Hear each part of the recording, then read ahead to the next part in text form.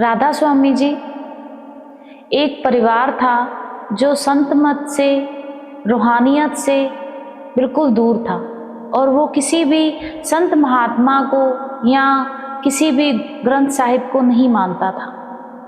वो 3 भाई थे, 2 की शादी हो चुकी थी। जो छोटा भाई था उसके लिए वो लड़की ढूंढ रहे थे। जैसे ही टाइम आगे बीतता है, काफ़ी टाइम के बाद उनको एक बहुत ही अच्छे परिवार की सुलझी लड़की मिलती है, जिससे वे अपने तीसरे भाई की शादी करवाते हैं। शादी हो जाती है जी, और 1.5 साल बाद लगभग उनके घर में एक प्यारा सा पुत्र का जन्म होता है। परिवार बहुत खुश होता है कि घर में रौनक आई है, बच्चा आया है, सब लोग बहुत खुश होते हैं। जैसे ही बच्चा 6 महीने का हो जाता है तो बच्चे के मामा जी घर पर आते हैं। वो आकर अपने जीजा जी से कहते हैं, जीजा जी अब इतना टाइम बच्चे को आपने अपने पास रखा है, क्यों ना मैं अपनी बहन और भतीजे को कुछ टाइम के लिए अपने घर ले जाऊं। तो उनके जीजा जी कहते हैं, कोई बात नहीं, आपका भी हक बनता है, बेटी तो आपकी भी है। तो वो उसको अपने साथ ले जाते हैं। जो अनहोनी होनी होती है उसको कोई रोक नहीं सकता। वो विध ऐसी बन जाती है कि वो ना चाहकर भी हो ही जाता है। जब वो घर से निकलते हैं, बड़ी हंसी खुशी से निकलते हैं, सारे परिवार को मिलजुल कर साथ लेकर जाता है वो भाई। रास्ते में उन तीनों का एक्सीडेंट हो जाता है और उस बच्चे की, माँ की, भाई की उसी जगह पर मौत हो जाती है। वो इतना खतरनाक और इतना भयानक मंजर था जिसको सोचकर हमारे रोंगटे खड़े हो जाते हैं कि उस पिता पर क्या गुजरेगी जिसकी दुनिया एक झटके में ख़त्म हो गई। वो इतना प्यार जिसको मिला, उसका पुत्र भी इस दुनिया से चला गया, उसकी पत्नी भी चली गई और उसका साला भी चला गया। पूरा परिवार तहस नहस हो गया। जब ये बात उस छोटे भाई को पता चलती है कि मेरे पुत्र की, मेरी पत्नी की, साले की मौत हो गई है, तो वो इस सदमे को बर्दाश्त नहीं कर पाता और वो बिल्कुल साइलेंट हो जाता है। उसकी आंख में से एक आंसू भी नहीं टपकता।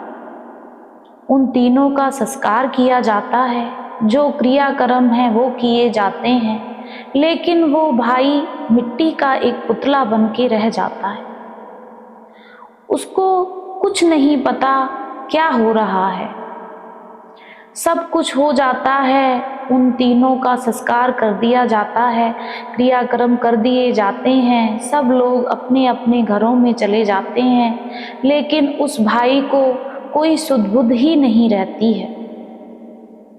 जैसे जैसे टाइम बीतता है उस भाई को और ज़्यादा कमी महसूस होने लगती है और वह दिन ब दिन और पागल होता जाता है।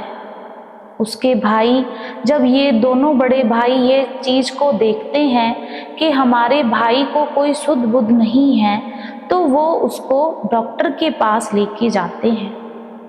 डॉक्टर अपना पूरा इलाज करते हैं, उसको दवाइयाँ भी देते हैं, लेकिन साथ में ये भी कहते हैं कि आपको इनको खुश रखने की बहुत ज़रूरत है। इस टाइम आपके साथ की इसको बहुत ज़रूरत है।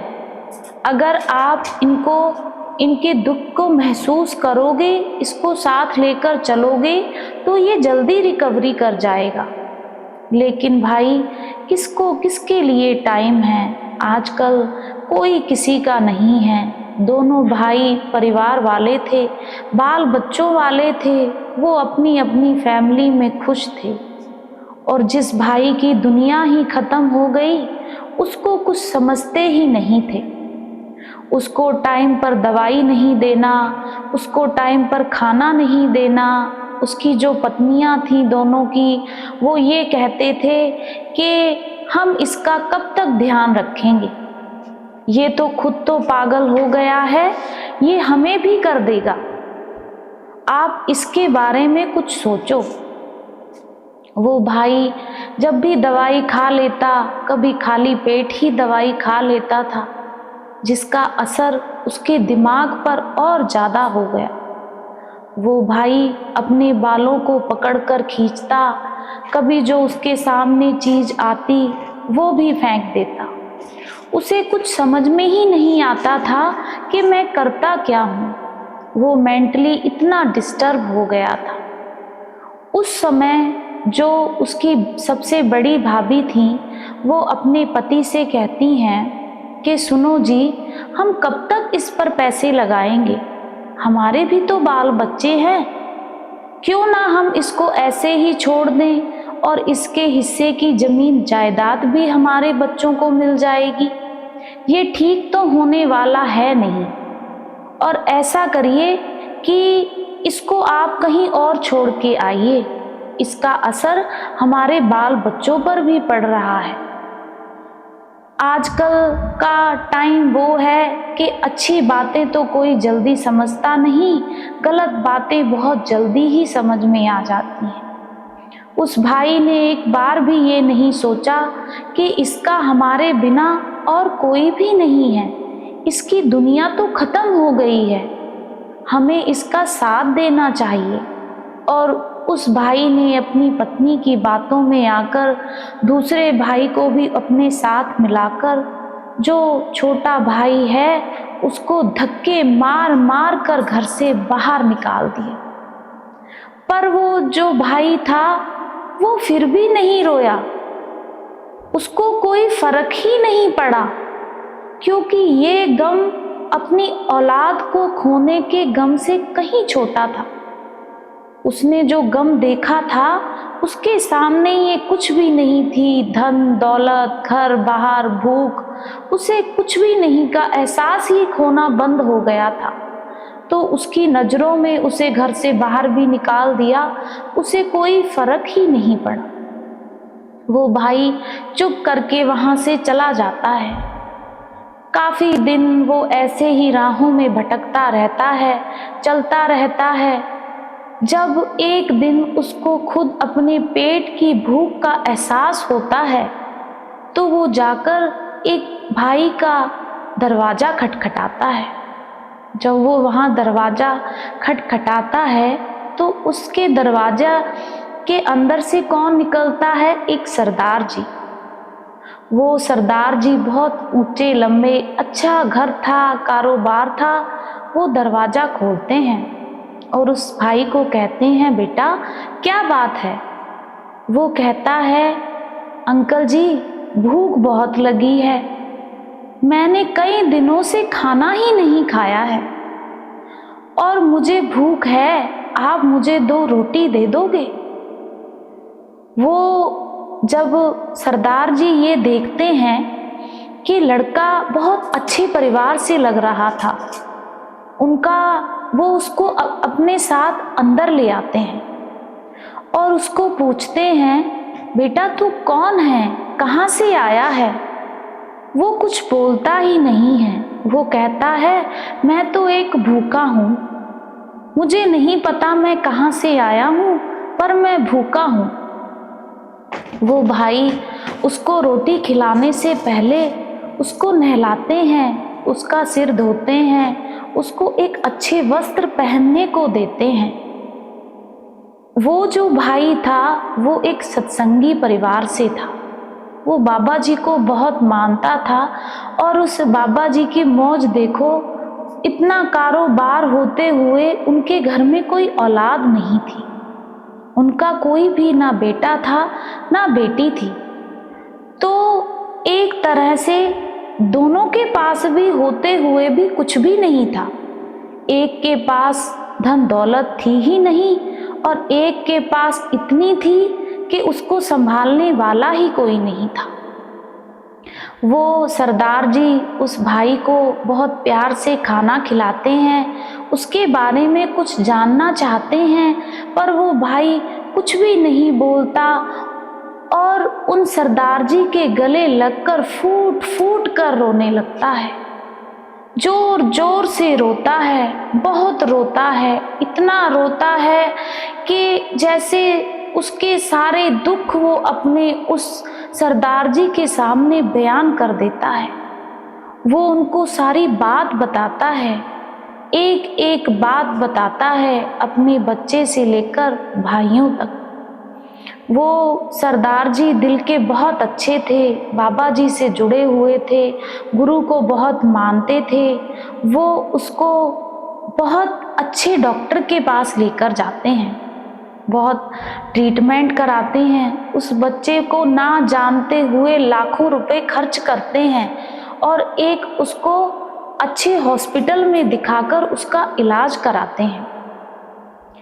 1 साल लगभग ऐसे ही गुजर जाता है। उस भाई का लगातार इलाज होता है और वो भाई इतना मेहनती था कि धीरे धीरे जो सरदार जी का कामकाज था उसको भी बहुत अच्छे से समझने लगता है। वो सरदार जी उस भाई को अपने साथ अपने काम पर लेके जाते हैं, उसे सब कुछ समझाते हैं, वो समझता है और वो इतना होनहार था कि अपनी जिम्मेदारियों को समझते हुए, उन सरदार जी के एहसानों को समझते हुए बहुत ईमानदारी के साथ उनके साथ काम करने लगता है। जब काम करता है तो वो उसको अपने बेटे की तरह चाहने लगते हैं। फिर वो सोचते हैं कि क्यों ना मैं इस बच्चे का घर बसाऊं, इसकी शादी करवा दूं। तो वो उस भाई का एक सत्संगी परिवार में लड़की देखकर उसकी शादी करवा देते हैं। जब शादी करवा देते हैं तो वो लड़की भी गुरु को मानती है, बाबा जी को मानती है। वो लड़की उस भाई को अपने साथ में सत्संग में लेके जाती है। हर इतवार वो सत्संग में जाते हैं, सत्संग सुनते हैं। उनकी जो भाई की रूह है वो इतनी पवित्र हो जाती है कि बाबा जी के प्रति उस भाई का बहुत प्यार हो जाता है। वो पिछले अपने दुख दर्द सब भूल जाता है। उसको ये एहसास हो जाता है जो आया है उसने एक दिन जाना ही है। वो उसकी मौज है कि उसने उसको कैसे लेकर जाना है। वो इन सब चीज़ों को गुरु के साथ जुड़कर समझने लगता है।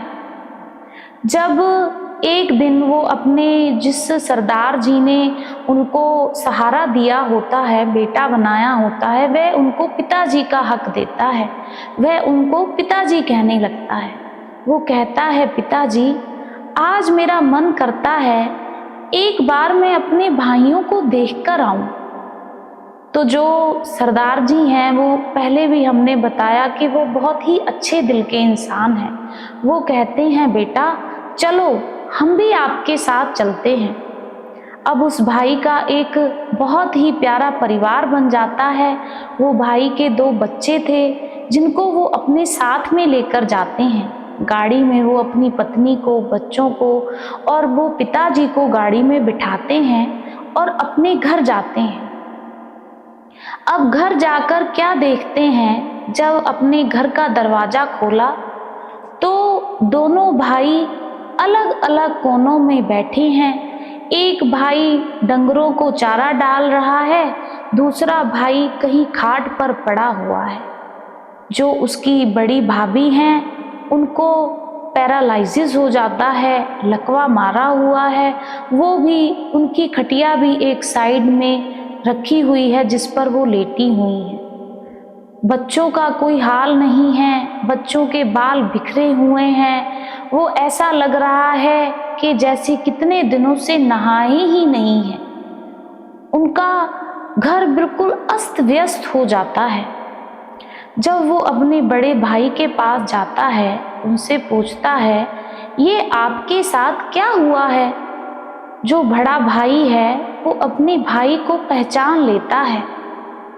वो उस टाइम कहता है, ये तो हमारे कर्मों का हिसाब है, जो हमने किया वो हम पा रहे हैं।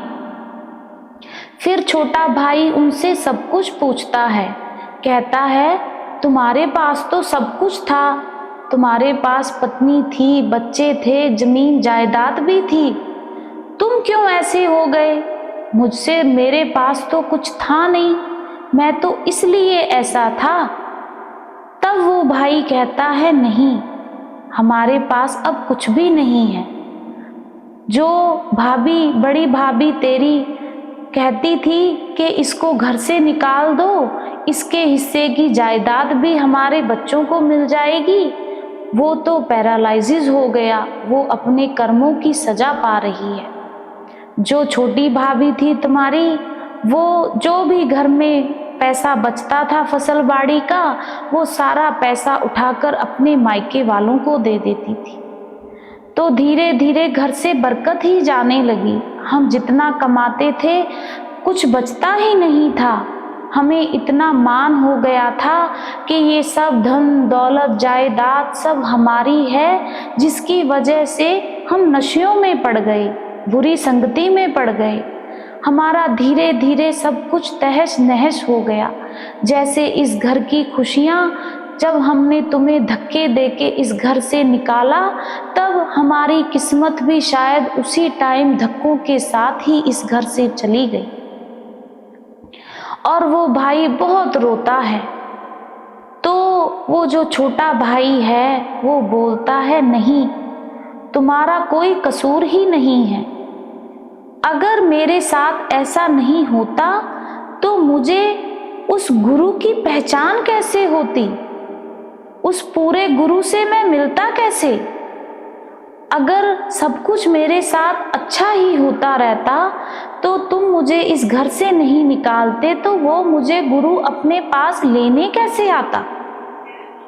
क्योंकि वो जो भी हुआ उस मालिक की रजा थी, जिसकी वजह से मैं उस गुरु से जुड़ा, उस ऐसे परिवार से जुड़ा जिसने मुझे पूरे गुरु से मिलवाया, जिससे मेरा जीवन सफल हो गया। माफ़ी मांगनी है तो उस गुरु से मांगो, मुझसे नहीं। मैं तो बहुत नीचा हूँ, गुरु तो वो है, उससे माफ़ी मांगो, बेड़ा तो उसने ही पार लगाना है। तो यहाँ कहने का भाव क्या है? यहाँ हमें इस बात का एहसास होता है कि मालिक ने जिन रूहों पर मोहर लगाई है, उसने भाई ढूंढ ढूंढ कर भी वो रूहें अपने पास खींच ही लेनी है। वो चाहे कुछ भी हो, कोई ऐसी विध बन जाए, कुछ ऐसा कुछ भी हो सकता है, कुछ बुरा भी हो सकता है, कुछ अच्छा भी हो सकता है, लेकिन इन सब चीज़ों का एहसास हमें तब होता है जब हम उस गुरु से जुड़ जाते हैं। उसके बाद ही हमें एहसास होता है। तो उस भाई ने जो खोया वो तो खोया ही, लेकिन जो पाया वो आगे तक का पा लिया। ये बच्चे, पति पत्नी, बहन भाई, ये सब यहीं तक के हमारे रिश्तेदार हैं। जो आगे जाएगा वो तो नाम है, भजन है, सिमरन है। तो हमें उस मालिक का ध्यान करना चाहिए, उसके बारे में भजन करना चाहिए, सिमरन करना चाहिए, ताकि हम इस दुनिया के जंजाल से निकल सकें। राधा स्वामी।